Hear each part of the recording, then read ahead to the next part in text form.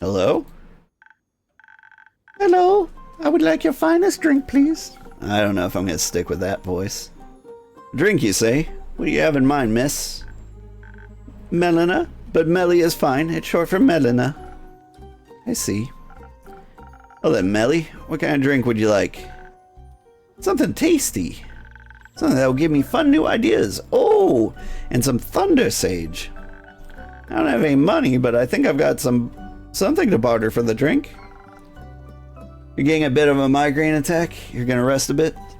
Yeah, have a good sleep. Ugh, I hate migraines. Have a wonderful stream, Pop. I almost said you too. That's not how this works. Unless you do stream, and then I hope your next stream is wonderful too. Have a good night. Or morning. I have no idea what time it is where you are. You don't need to pay. But I want to. It doesn't feel right otherwise. Alright, fine with me. What do you have for me? Oh, thank you very much. Got a golden feather? For haste. Neat. Now I can accept a drink.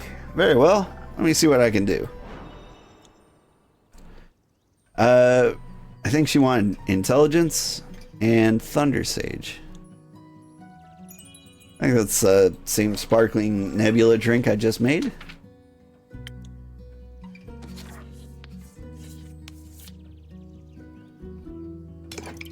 I wonder if this becomes more complex later. I would like it to.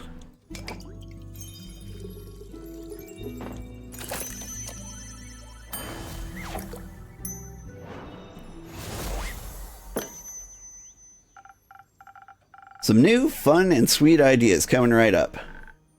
This is perfect. I'm already feeling the energy for new hijinks running through my veins. Thank you. This is a really nice tavern. I think I'm gonna hang out here for a bit. I need a break from my investigations. Can I pet your familiar? No, he's quite antsy when he hasn't been fed. I'd worry about your hands. Okay. Shadow.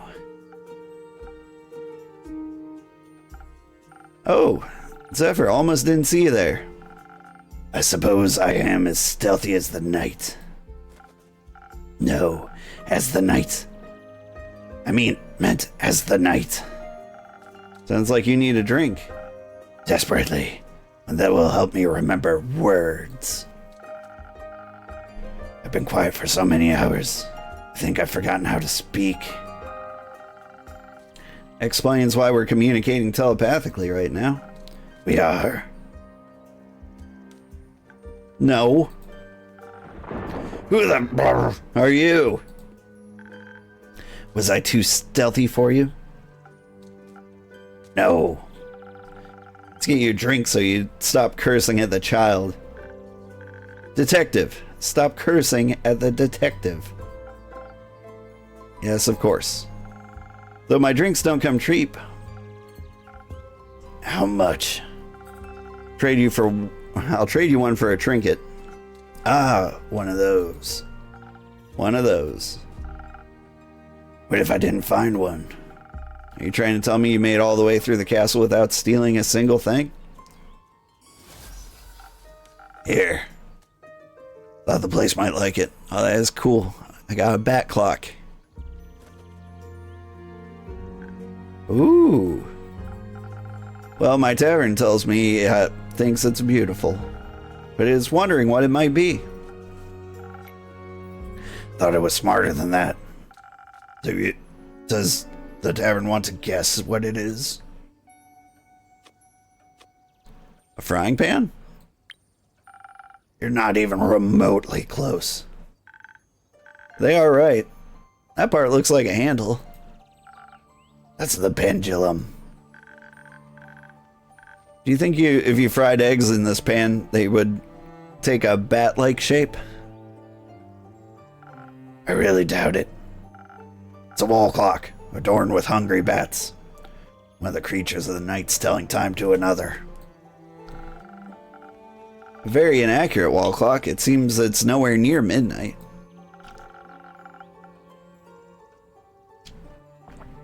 Its hand seemed to have gotten stuck just before midnight for an eternity. Or at least since I found it. Will this do, or will I have to pull another heist? This'll do just fine. There's a lot of confessing to crimes happening in front of the detective here. Good. And because I'm someone that always keeps his promises, that seems to be a little broken. I shall now prepare a drink for you. One moment. Let's see if I have something that'll make you polite towards local detectives. Ooh. Let's go for the sunny breeze.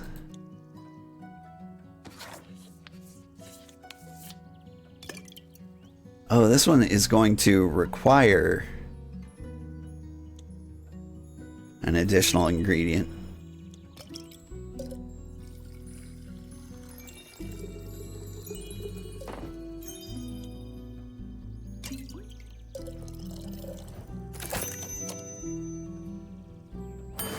Finally, I get to try something new.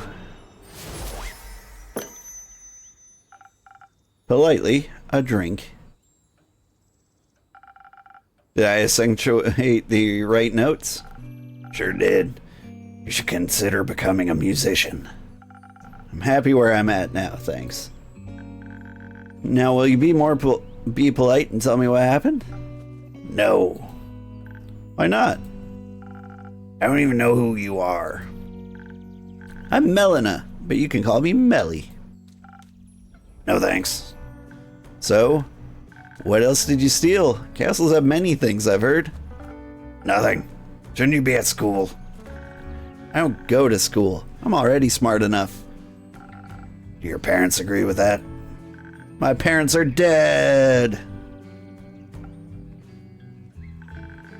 And they didn't come back as ghosts to tell me to go to school. So it can't be that important. Sorry to hear that. It's okay. It's already been this many years since they died. Just kidding, I can count. It's been 7 years.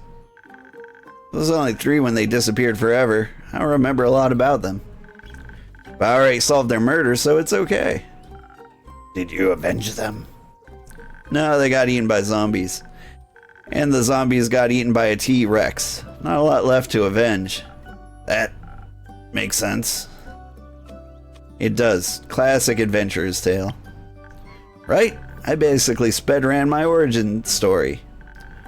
I've got dead parents as my motivation, and a detective career to make sure that I can help other people. Because other people didn't help you? Exactly. But it's okay. Made me into the adventurer I am today, and I like who I am. Does that make you sad? No. What's your origin story? Yeah, Zephyr, what is your origin story? It is far too dark for the young mind to handle. Best you don't know. Okay, what's your name? Blaze. But they just called you Zephyr. That's my middle name. Okay, I'll respect your fake name, but only if you tell me what castle but only if you tell me what castle you stole the innkeeper a clock from. Fine. It was Marrow Castle. I was on a dangerous quest to steal a precious cape from a murderous vampire. Did she kill you? Obviously not. Not so murderous then. She would have if she caught me. So she didn't? No. I managed to complete the mission undetected. Thanks to the invisibility that took hold of my body, I was able to avoid a cohort of monsters she had put in my path. Only the dragons know what would have happened if she had spotted me, weak and not prepared to fight. But they didn't. Even the living gargoyles and their lithic claws at her doors did not sense my presence. I waited until they were mid-argument to sneak through a nearby window that had been left open to grant spiders easy access to the castle. I heard Marrow Castle is very scary. Was it very scary? Yes. On a scale of 1 to parents being eaten by a T-Rex, how scary was it? In the middle, I suppose. Interesting. Did you run into any traps? I was able to spot and avoid them all thanks to my remarkable perceptive gifts. And your help. Anyway, I found the cape in her closet, hung up between ball gowns and covered in rubies and diamonds. Did you take any? Maybe. So you're a thief? Obviously. You teach me how to be a better thief. I want to expand my portfolio. Why would I do that? Because I asked nicely. Forget it. I took the cape along with whatever gemstones I could find, and then when I heard her approaching her chambers, quickly I hid among the dressing gowns, holding my breath to avoid making any sound.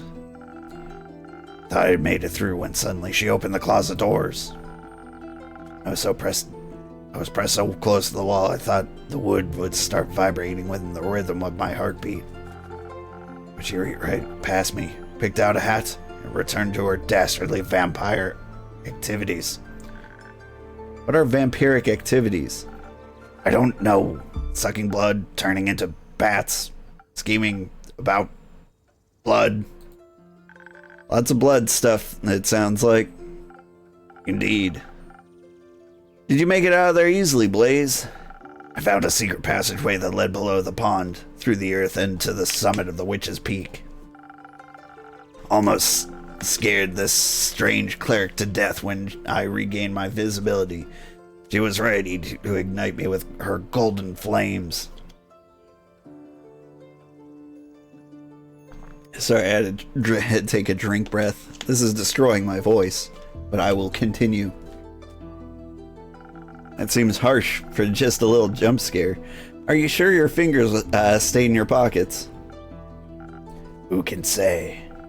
Speaking of sleight of hand, where did you find that clock? It was sitting in a display case. In the middle of the hallway, it stretched on forever. How do you know it was in the middle? I could feel it. The case was locked, but with my expertise, I was able to crack it open in no time. The antique clock stood right between a ritualistic dagger and a vial of blood. I thought it strange that it was the only item without a tag, so I took it. A tag? She was very organized, labels everything. Why would you display a vial of blood? Shouldn't that be in her pantry? Its label described it as blood from the very first vampire, Mike. Mike? Mike. Judging by the position of next to such a priceless item, the clock must be worth a fortune. In that case, thank you again. It'll look great in my tavern. Indeed. Sounds like you would have been in a lot of trouble if you were caught. But I wasn't. Thanks to the innkeeper's drink, I had not only survived, but also avoided the horror's wrath entirely. Sounds like a tasty drink. I would hope so. Seems like the quest was completed successfully. Thank you, Blaze. You did a good job. I'm lucky I survived once more. It's a miracle I made it past so many monstrous creatures without being harmed.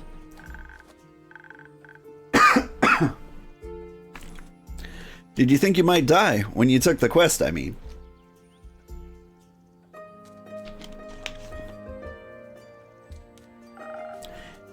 It's always a possibility.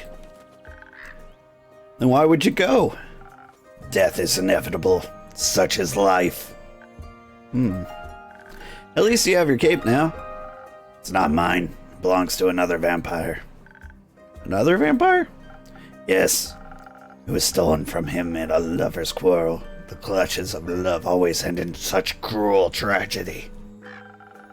But the comedy it takes to get there is worth the ride. Only for those willing to suffer. Aren't we all? Speaking of suffering, I'm sure that Kyle, that's the long-suffering, very comedic vampire, Melly, would love his cape back. Could I extend the quest to include a speedy delivery? After the day I've had. You've done enough hiding for one day, don't you think? Professional hiding? Fine, I'll do a direct delivery just this once. Where can I find this Kyle? As I saw him, he left with Rhea to aid a certain cleric with her investigations. I'm sure you'll recognize her. Not her again. Where are they? Uncertain. Try looking around Zenith. They can't have gone far yet. Where are they investigating? The Star Rain, as far as I know. That's what I was investigating. We should go talk to them. We can exchange notes. I already drew a map of all the impact sites of Zenith. Maybe they can help extend it further. Or even find a culprit of this curious incident. Come on, Blaze. We have to go find them. For your cape and for my notes.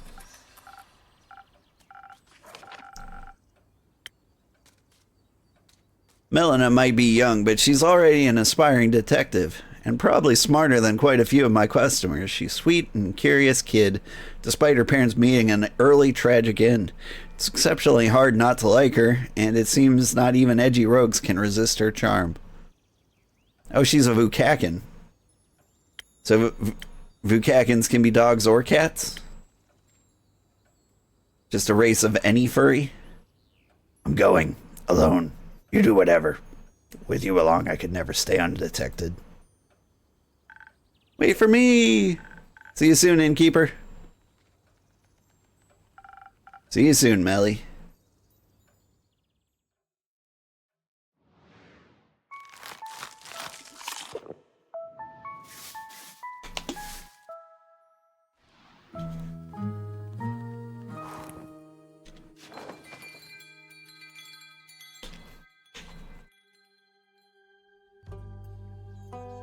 Chapter 7, Crossroads of 3. Stretch. I'm gonna have to call it a day here. Seems like a good time to stop. You're done with your workout? Thank you as always for keeping me company while I push through. We'll keep you posted when I post. I appreciate you as always, and see you later.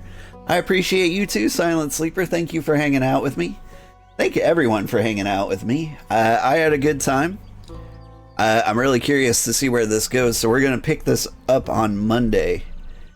Tomorrow I'm going to play a little V Rising, then a little more Elden Ring, then some more V Rising, and then Monday, Tavern Keeper again. Should be fun. I'm thinking like cutting my playthroughs down to like 2 at a time, because doing 3 different games at the same time seems to be taking longer. A little too long, you know. But we'll figure that all out eventually. I want to keep a cozy game in the mix, and so it just might continue to be 3 for a little while. Anyway, let me shut things down, and we will find somebody to raid.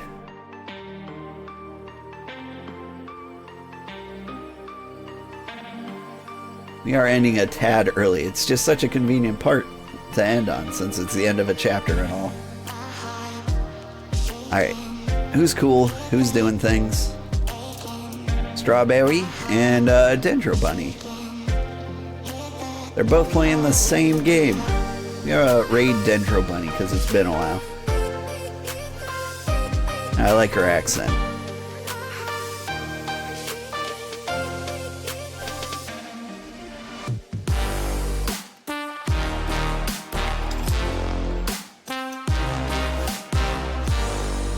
Alright, have a good day, everybody.